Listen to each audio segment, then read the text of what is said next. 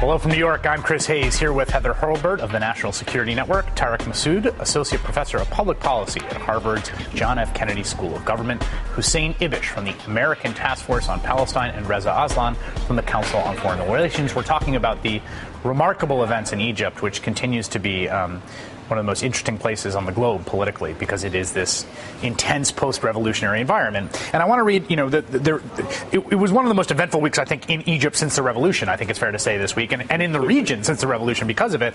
And Mohamed Morsi was part of, sort of, along with Hillary Clinton, was doing this kind of shuttle diplomacy around negotiating a ceasefire in the hostilities between Israel and Hamas in Gaza. And the ceasefire agreement actually makes Egypt essentially the enforcer of the agreement, quite remarkably. Egypt shall receive assurances from each party. So Egypt shall receive assurances from each party. The party commits to what agreed upon. Each party shall commit itself not to perform any acts that would breach the understanding. In case of any observations, Egypt, as the sponsor of this understanding, shall be informed to follow up. So Egypt is the. So they didn't negotiate with each other. Each one negotiated with Egypt, right? So Egypt played the central role, and it does sort of call to mind the central role that the Mubarak regime played in this, and that we're essentially coming out of this week in which the combination of that and then Morsi declaring himself these broad powers looks like a recreation of the American Mubarak relationship. Mm-hmm. Well, this goes actually back, Tarek, to something that you said, is that it's a recreation of the imperial Egypt, or the pharaonic Egypt, if you want to use a cliche. But there's a Which reason. I did not use. Yes, be it noted that I'm the one who went there. But that the U.S. needs Egypt to play that role, and Egypt wants to play that role, has been trying to play that role unsuccessfully with respect to Syria, has been trying to recapture in diplomacy what the revolution did recapture in the Arab popular imagination.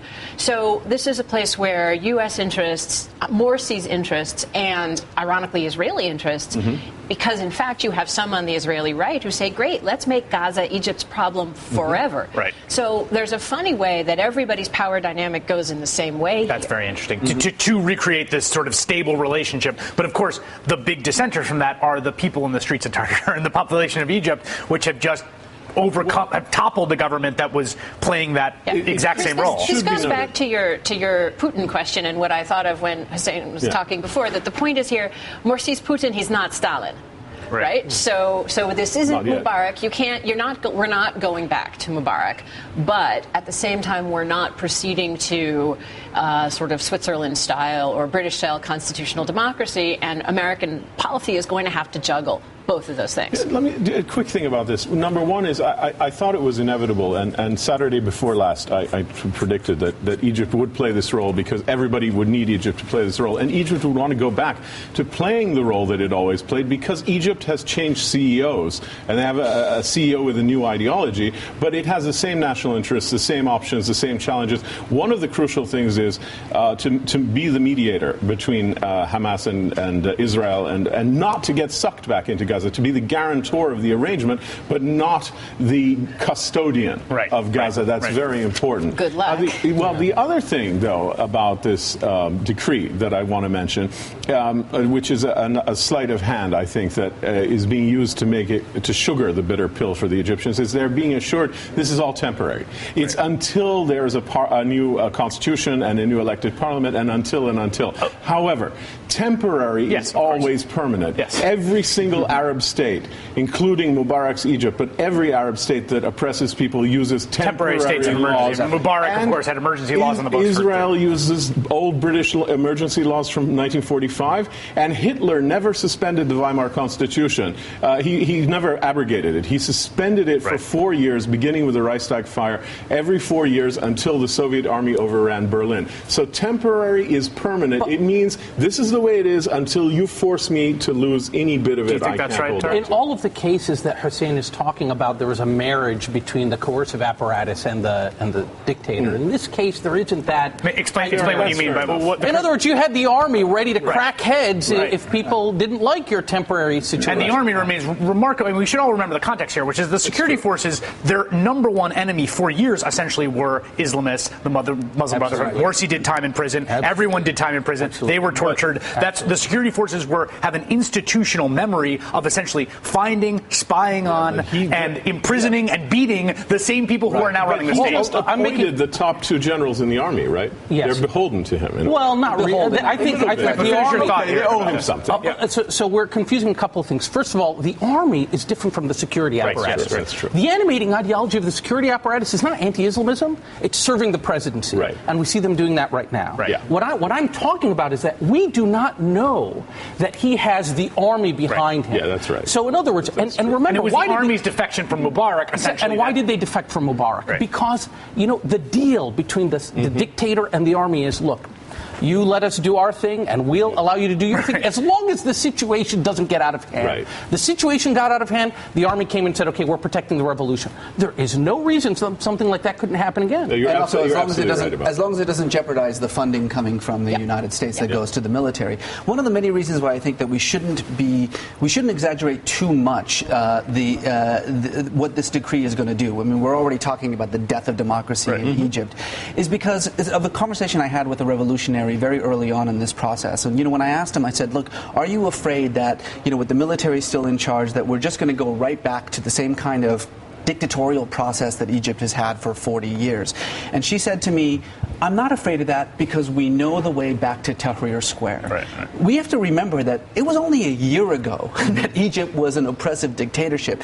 We're in the middle of what you just said perfectly, the competing interests of a post-revolutionary Egypt that are playing themselves out both on the streets, in the military, in the government. We're a long ways from a place where we can solely throw in the towel and say, well, the entire democratic process was a complete waste of time. What we're seeing is what we want to see. Here's the most fascinating thing about this to me from the perspective of U.S. policy, which is in the context of the U.S. policy post 9/11, right, which has been first the rubric of the war on terror, war in Afghanistan, war in Iraq, and now special forces, joint JSOC operations, and drone strikes in probably about 6 different countries, all of which have Muslim majorities or have some of which have Islamist regimes, right? That in all of that context, right, we are now finding ourselves with our possible chief ally in the region other than Israel being the first democratically elected president of the Muslim Brotherhood, and the democratically elected of Egypt, who is a member of the Muslim Brotherhood, and there being this fear amongst people, I think, secularists, liberals, Christians in Egypt, that now America is tilting towards some sort of pro-Islamist posture, that this is actually a genuine fear in Egypt and parts of the region, after the 10 years that we've just had, is just a remarkable turn of events to me, given the context of what the war on terror looked like and how that was understood in these sort of broad clash of civilizations language that you've written Chris, about. 2 things. One is that is the logic of power. Right. And it is nothing more or less than that. And second, the crazy thing about it is both things are happening at the same time. Right. That this administration is pragmatic enough to work with folks who are legitimately elected at the same time as our political system is still so crazy that you can run for president and come fairly close to winning, saying, oh, you can't bomb your way to victory in the war on terror, but you can't talk to Islamists. Right. So we have, this is a fundamental brokenness in our political system that's going to prevent us from being very effective on either. Hold those thoughts. I want to hear from both of you right after we take a break. America respects the right of all peaceful and law-abiding voices to be heard around the world, even if we disagree with them. And we will welcome all elected peaceful governments, provided they govern with respect for all their people. This last point is important because there are some who advocate for democracy only when they're out of power. Once in power, they are ruthless in suppressing the rights of others. Sort of eerily prophetic statement by the president in his Cairo speech, famous or infamous, depending on who you ask, Cairo speech of June 2009. But, Muslim Brotherhood was a huge agitator for opening up the system, right? And they fought the regime, and they fought for democratic rights, right? They were partly. They were partners with secular liberals and others who were fighting to open up the regime. And now we find them in this position. And I'm curious, what misunderstandings do you think we have about what the Muslim Brotherhood is that kind of guide our policy as we sort of enter this new Oh, that's a great question. I think one thing that we constantly see is in sort of reporting on the Muslim Brotherhood is we fetishize this group as this very tightly organized. Yes. So if you want to know when to discount a particular story on the Muslim Brotherhood, you'll find a phrase like, I talked to the Muslim Brotherhood, or the Muslim Brotherhood thinks, or the Muslim Brotherhood believes. This is actually a very diverse organization.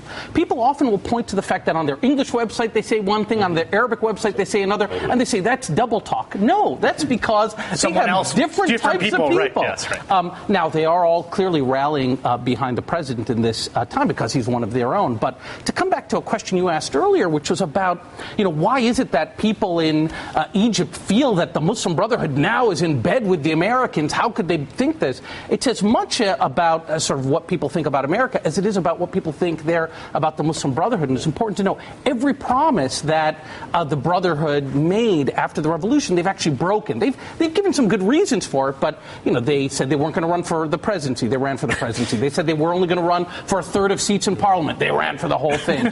So you can forgive people for thinking that the Muslim Brotherhood would also go back on its storied resistance to American hegemony. But again, that's a good thing, because the thing about You're really politics, Panglossian, by the way, about what I'm saying is the thing about politics is that it has the ability to both moderate ideologies, radical ideologies, and also it has the ability to sort of call out the extremes in a sense. So for the first time, these guys have an opportunity to actually present their ideas to the public. Now they swept the parliament not so much because of their ideas, but because for many years they were the only viable alternative. Right. They were seen as sort of incorruptible. Right. But now we know the way that politics can corrupt even someone like the Muslim Brotherhood.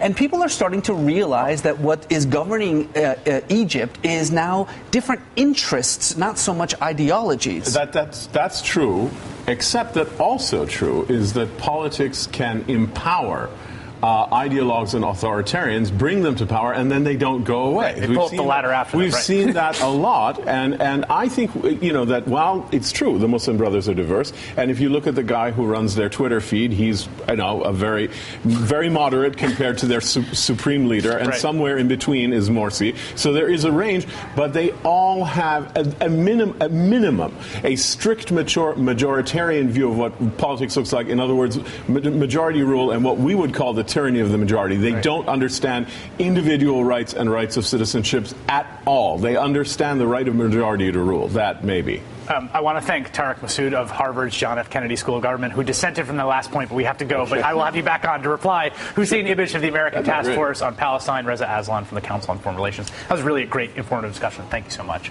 The bizarre and absurd Republican attack on Susan Rice, right after this. If you had asked me a couple of months ago to guess the Obama administration official who Republicans would target next, I could have given you a dozen names, but UN Ambassador Susan Rice would not have been one of them. Mainly because she is, from the perspective of mainstream American foreign policy, with all that entails, one of the least controversial figures in this administration. Rice was a Rhodes Scholar. At 28 years old, she joined President Bill Clinton's Security Council, and within a few years became the youngest ever Assistant Secretary of State. And in January 2009, Rice was unanimously confirmed by the Senate as the United States ambassador to the United Nations. During her almost 4 years on the job, she's earned bipartisan praise for deftly pursuing U.S. interests, including passage of resolutions that impose strict sanctions on Iran and North Korea. The New York Times reports that White House aides say she is favored by President Obama to replace Hillary Clinton as Secretary of State. But Rice's substantive record doing her job doesn't seem to matter much to Senator John McCain. What matters to the Republican from Arizona is that Rice went on television in the days after the deadly attack in Benghazi, Libya, that killed Ambassador Chris Stevens and 3 other Americans, and repeated the information the CIA provided at the time. Susan Rice should have known better, and if she didn't know better, she's not qualified. She has a lot of explaining to do. If this select committee, if appointed, clears her of any wrongdoing, besides not being very bright, I will do everything in my power to block her from being the United States Secretary of State.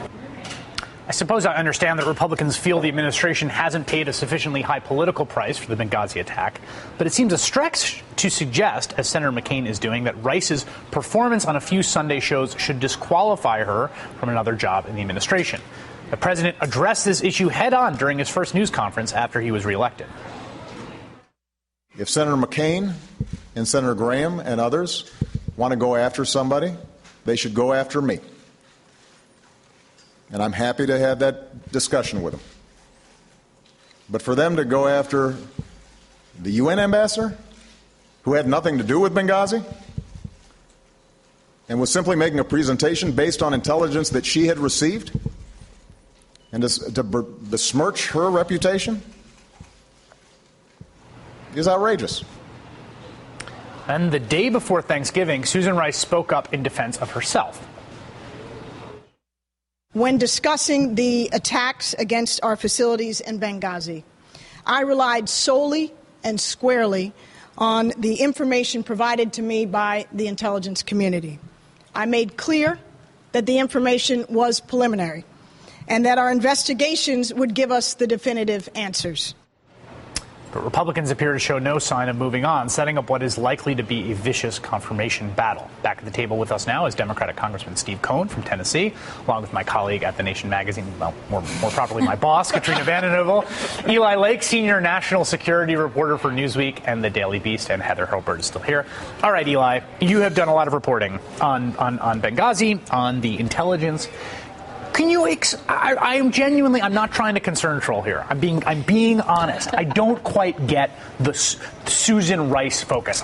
You can say diplomatic and security services, the people that turned down the funding requests. You can say Hillary Clinton at the State Department, because that's ultimately who's.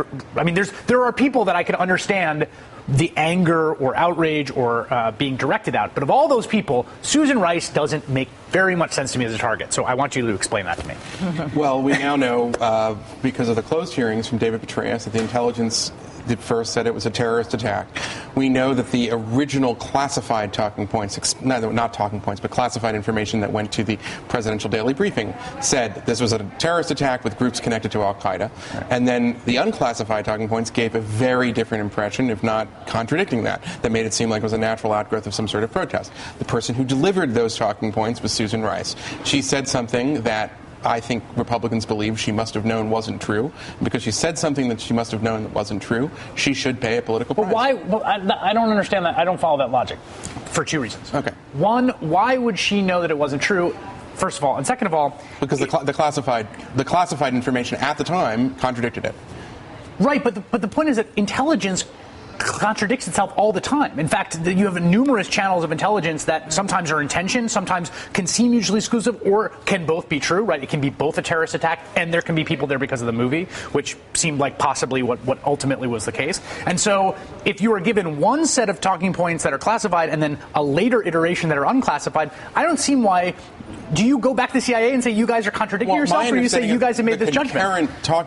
Maybe it's the intelligence community here, and there are reasons maybe why you would want to obscure the fact that we would know who the terrorists were if there wasn't. This was Petraeus' argument in the closed hearing. I don't necessarily buy that either, but the point being that at the time, the intelligence community knew this was a terrorist attack with groups that had links to al-Qaeda. And what Susan Rice said, because the unclassified version of those talking points was very different, she delivered that information that was not and true. So she should pay the price for delivering it's not for me to talk for Republicans, but I'm saying I think that is a substantive. That's the argument. That's the substantive argument. There's two points about that. And first is it isn't that the intelligence community knew that was their best advice at that moment. And things always change, and any other crisis that hadn't happened in the middle of an election.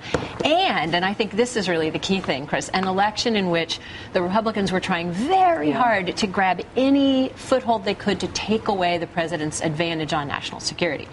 And Ambassador Rice was the person who was out talking, who was sent out 2 weeks before an election. So they went after her for that reason. Somewhat accidentally, as far as my own reporting can tell, Secretary Clinton sort of almost never does Sunday shows.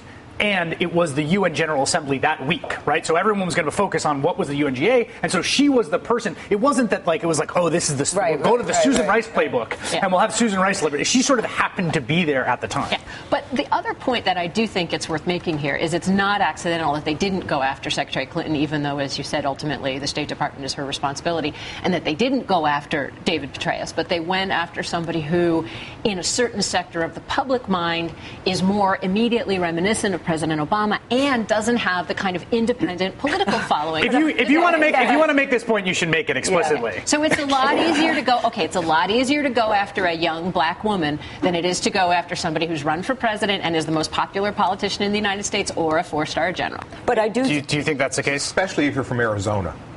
Oh, yeah. We're written off the whole state and they can secede, but nevertheless, the election's over. They need to get over Benghazi. That was a political effort to take over the agenda. And they wouldn't have said this about somebody. You say she's not smart? That's ridiculous. I mean, she didn't go to Hunter School, but she's smart. She's very smart. She went to Stanford. That's not bad. She's a Rhodes Scholar. She's punched every single possible meritocratic card. In all due respect, he was saying if she didn't read the classified document, she didn't know what she was saying was wrong.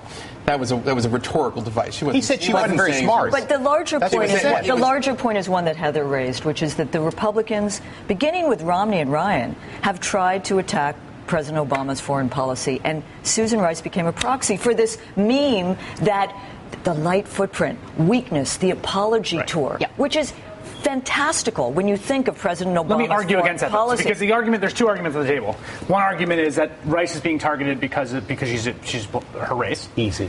Okay. Well, it could be or her relative lack of stature, right? That she is a less formidable target. A and B. The other thing is that this is the entire Benghazi attack by the Republicans, right? The criticism of the administration has been essentially cynical and politically motivated because of the campaign. Those are not mutually exclusive. No, they're not. They're not mutually exclusive, but I want to counter the latter for a second, which is to say, if it was cynical, they would have just dropped it the day after the election, but right? They don't want- I mean, that would be the argument, and Eli, I want you to respond to that right after we take a break.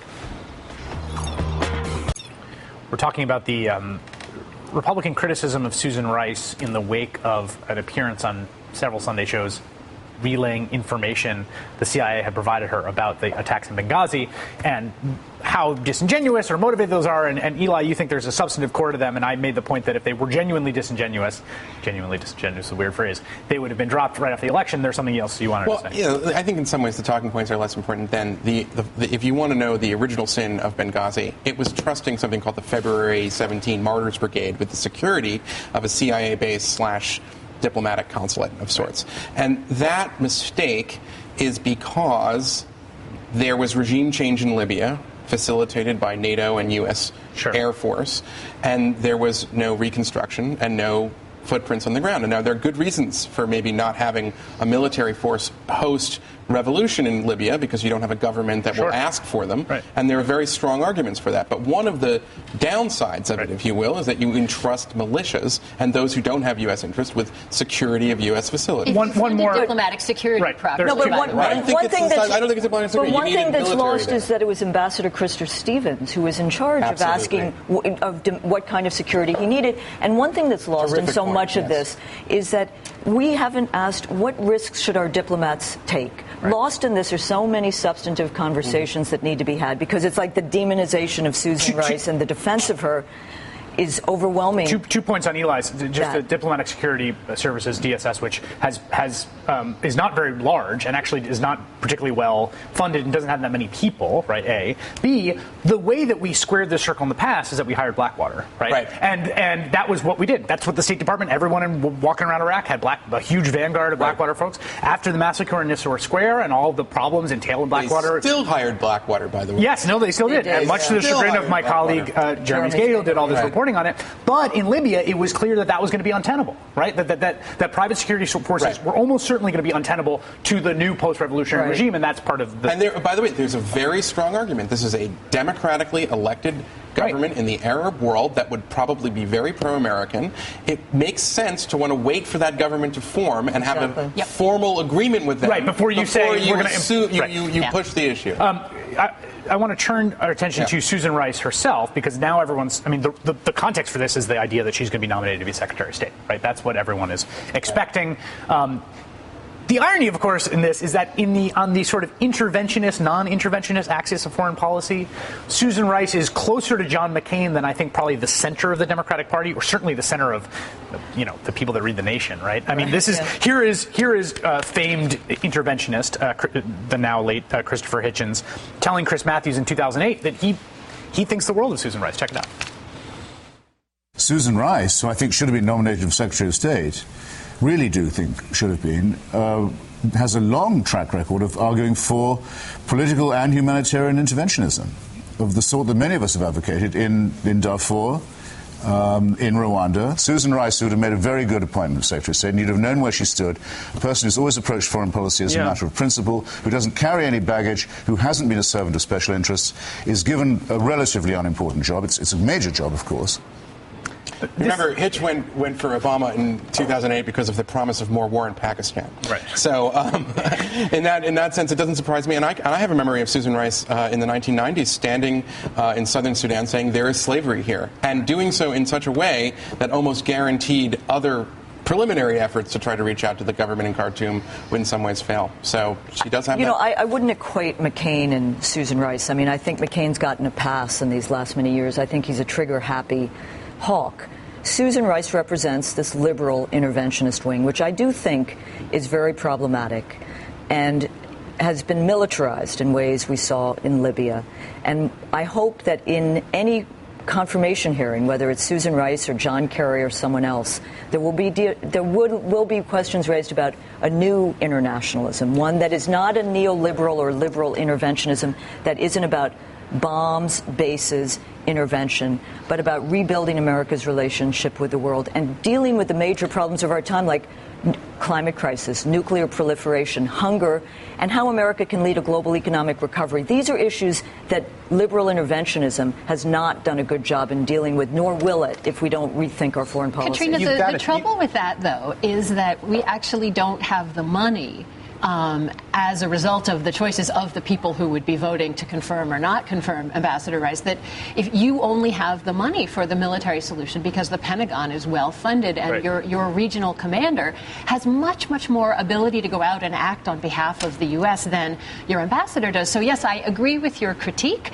but the way to get to the source of the critique is not that, Susan Rice or anybody else doesn't understand what you just said, but it's to follow the money and give the U.S. the tools. But shouldn't we rethink our priorities as to where the money goes? One of the reasons, that diplomatic security is underfunded. It's underfunded. The cuts to the State Department, the balance between defense and state, diplomacy and military, are way off in our country. I completely agree with that. I think the overall issue is Susan Rice, and will she be confirmed, and should she be confirmed? I do think the Republicans would maybe rather have John Kerry to give them a chance to get the Massachusetts seat. That may be something in the background. But the bottom line is confirmations. Yeah, you're supposed to tell the truth, and if you don't tell the truth, that's bad. No question. But they ought to be like instant replay. You have to have overwhelming evidence to overrule it, even when you know the referee was wrong. And there needs to be overwhelming evidence, I think, not to support the president's nomination. And I think this is unfair to play on this one. We have sort of an amazing bit of tape of John McCain making actually a somewhat similar argument a few years back. We'll show that to you right after we take this break.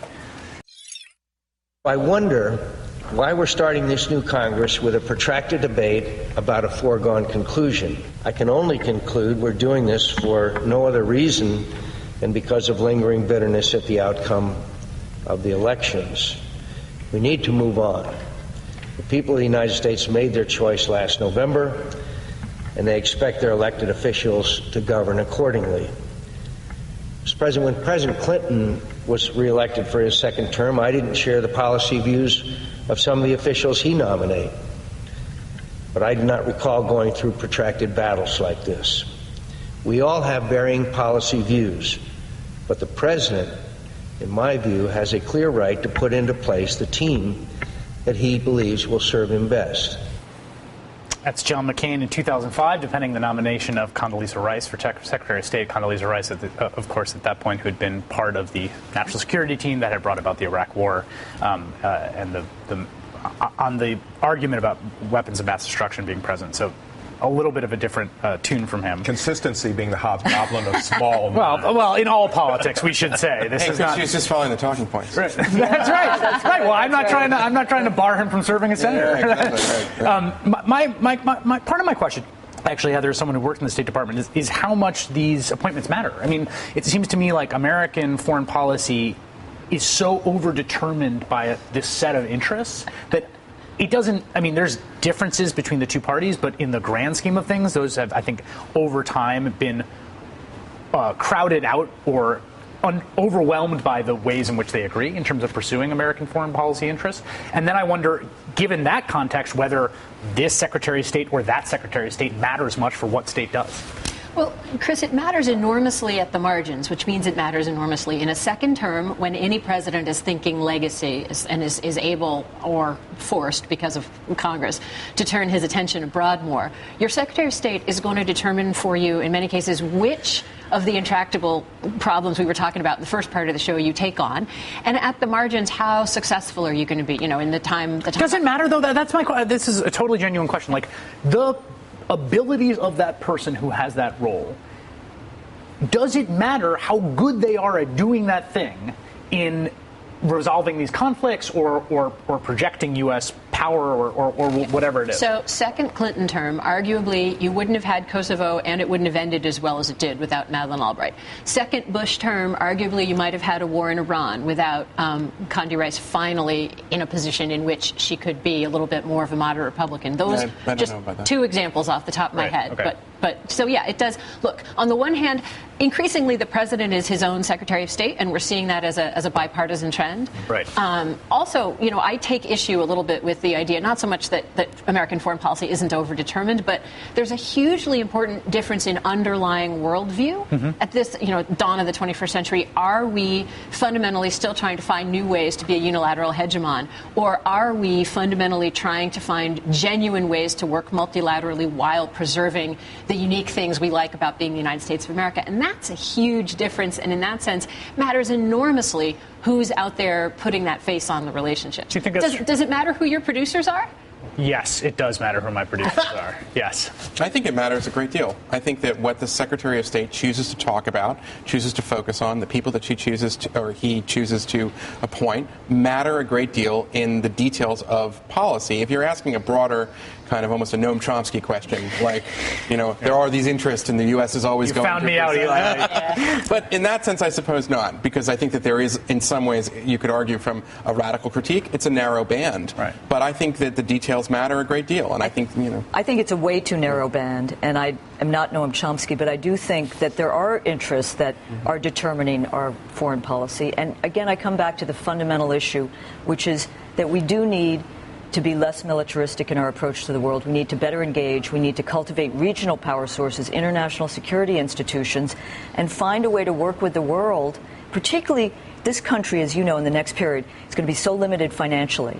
We should lead a global economic recovery. That should be our mission, and invest in the world and in our country. And I don't think Americans want a messianic nation building. What if the engine of that recovery is building more drones and missiles? I think that is as likely as anything. What you should know for the Newsweek ahead, coming up next. In just a moment, what we should know for the Newsweek ahead. But first, a quick update on a story we did last weekend.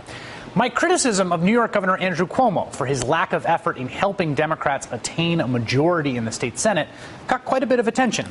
In fact, Cuomo faced a number of questions from local reporters about criticism from the left, including my own. And in an interview on the radio show of New York Post columnist Fred Dicker, Cuomo responded this way. I would like to see a little less hyper-partisan rhetoric and a little more substantive rhetoric on issues and positions and what people would actually do. All this talk, where are people on teacher evaluations? Where are people on minimum wage and campaign finance reform and stop and frisk and marijuana? Where are they on storm relief? Where are they on the budget? Why don't we have a little discussion about an actual agenda and issues and progress and what's good for the people, as opposed to just hyper-partisan rhetoric? Well, I agree. And if the governor wants to see more substantive rhetoric on the issues, he is welcome to come on up anytime. Because I do not care about a Senate Democratic majority, because I care about the New York State Democratic Party, which has been an absolutely dysfunctional mess as long as I can remember. I care because I care about a higher minimum wage and public financing and marijuana decriminalization, all extremely important pieces of legislation that have essentially no chance of passing if Republicans control the Senate, but do have a shot if Democrats control it. And my point is that I'm sure a political mind as sharp as the governor's recognizes that as well. But according to the New York Times, as of this week, more than 2 weeks after the election, we still don't know which party has won the majority in the New York State Senate. 63 seats were up for grabs. Voters elected 31 Democrats and 30 Republicans, but one of those Democrats has decided to vote with the Republicans. There are still 2 seats that are undecided. Democrats will now need to win both of them to gain the majority. Presently, they are leading in one of those races in the recount, and Republicans are leading in the other. It is an impending disaster, which might end up being a real missed opportunity to create positive change. All right, so what should you know for the week coming up? This holiday season, we should keep in mind that poverty, hunger, and deprivation are not merely random ills that befall the least lucky among us. Take our current drought, yet another example of the extreme weather we are experiencing in the onset of global climate change. It is the worst drought in almost 60 years, and the reduced crop supply has helped drive up prices, which has in turn led the government to reduce how much food it buys to subsidize agriculture. But that in turn means the government has less food to donate to food banks, less than half, in fact, as we head into winter. Reuters reports that 50 million Americans live in hunger or on the edge of it, including children, seniors, veterans, and the disabled. And you should know the consequences of our actions, intended or otherwise, are felt most acutely by those most vulnerable to them. As Washington debates what to do about what I call the fiscal curb, you should know the spending cuts leveraged and traded in the abstract have very real implications in the particular. Federal unemployment funding is set to expire at the end of this year, meaning an estimated 2 million Americans will lose their unemployment insurance. Republicans might have you believe that the whopping average of $291 a week keeps the unemployed from finding work, but you should know what the real impact of unemployment insurance has been. A new report for the National Employment Law Project estimates that last year, unemployment insurance kept 2.3 million Americans out of poverty, including 620,000 children. So when you think about fiscal cliffs, you should know there's none worse than the fall into poverty. You should know the perils of corporate journalism are usually not quite so obvious as a cigar-chomping boss rewriting your script to please advertisers or politicians. The most powerful constraints on journalists are both more mundane and more insidious. That said, you should know that principled journalists can and do let their audience know on occasion when something's afoot. That's what happened Tuesday night in Bangor, Maine, when a local news anchor team surprised their audience and their bosses by resigning on air. And on behalf of Cindy and me, we have loved every moment bringing the news to you and coming into the homes with your stories of the community and the state. And some recent developments have come to our attention, though, and departing together is the best alternative we can take. Anchors Tony Concilio and Cindy Michaels declined to offer specifics, but Concilio told the Bangor Daily News, quote, "I just wanted to know that I was doing the best job I could and was being honest and ethical as a journalist, and I thought there were times when I wasn't able to do that." All right. I want to find out what you guys think our audience should know. I will begin with you with Congressman Steve Cohen. The first thing I think about it to know is that 98% of the American public should have tax relief, and the Democrats and Republicans, the president, the House and senators agree on that. It's the 2% that we don't agree on, and the Republicans could hold up tax relief for 98% of Americans because of the desire to give the 2% who have enjoyed immense wealth more tax advantages. I think the public also needs to know that what's happening in the Congo and Goma is a humanitarian crisis, almost going to be at the epping point, and that it's one of the most desperate places in the world, and these people who are in camps have been dispossessed and are on the road, and there will be great death and disease there, and we need to contribute to the Red Cross and to Oxfam and others to help the people in Goma and in the Eastern Congo, and that the Grizzlies are the best team in basketball. They're a grit and grind and America's team. You'd really touched all the bases there. Katrina. People need to know that we have come one step closer to ending the ineffective, irrational, and inhumane drug wars in this country with the initiatives that passed in Washington and Colorado on November 6th. And this is an opening for the president to instruct the Department of Justice to reprioritize the prosecution of marijuana cases, but also to use this as a way to allow Washington and Colorado to implement these cases, because the war on drugs disproportionately affects Latinos, African Americans, and it has failed. Colorado is the story in Colorado is fascinating. We're going to keep following it because what they're setting up there, the regulatory system, it's really interesting. Eli Lake. People should know that as the Justice Department and the White House and the CIA write the policy that was supposed to endure for drone targeting, China has developed their own military drones that they unveiled this week at a military air show. So it's not just America and Israel anymore. Inevitable. Heather Hurlburt. People should know that as we go back to the fiscal cliff/curve discussions, Pentagon contractors and their CEOs have enough money to ride them out for as much as 6 months before they feel the costs, unlike military families, regular American families, folks who need unemployment insurance. People should also know that if the Washington Wizards do not break their losing streak this week, my 8-year-old is coming down there to start at power forward. It's been Memphis. The Memphis Grizzlies are doing well. And also, I should say this. You should know at home that the staff in the makeup room here Saturday and Sunday mornings do an incredible job. And I stupidly, not intentionally, omitted them from my thanks yesterday. So I want to give them a special shout out today. They make me look presentable, which is no small feat. So thank you to you folks in the makeup room. All right. I want to thank my guests today, Democratic Congressman Steve Cohn from Tennessee. Great to have you here. Come back anytime. Katrina Vanden Heuvel from The Nation magazine, Eli Lake from Newsweek and The Daily Beast, and Heather Hurlburt from the National Security Network. Thank you all. I learned a lot from today's show. Thank you for joining us this weekend. Ultimately, terrorism is a tactic.